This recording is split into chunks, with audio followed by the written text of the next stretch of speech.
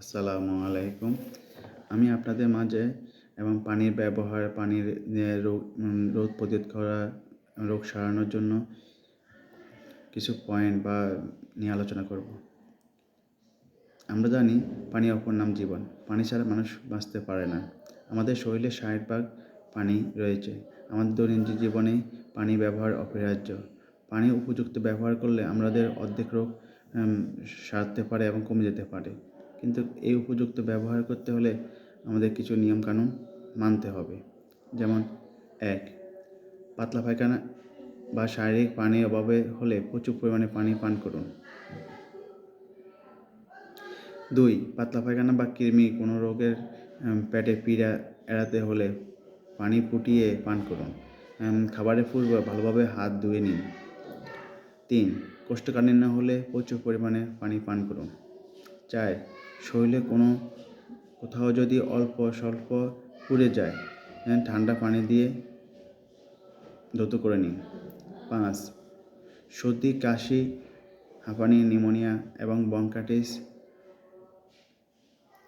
তরল খাবার সাথে প্রচুর পানি পান করুন এবং গরম পানি দিয়ে তাপ নিন।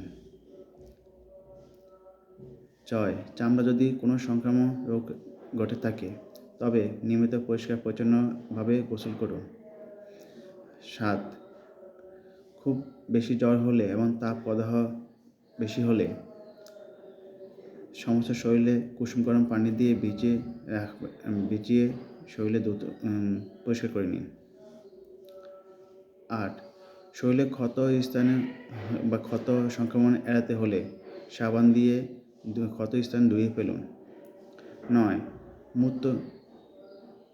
মূত্রতন্ত্রের সংক্রমণ ঘটলে প্রচুর পরিমাণে পানি পান করুন। 10. মলত্যাগ যদি ঘা হয় তবে গামলায় কুসুম গরম পানি দিয়ে 1 চিমটি পটাশিয়াম বা পারম্যাঙ্গানেট দিয়ে ওই পানিতে মধ্যে কিছুক্ষণ বসে থাকুন। 11.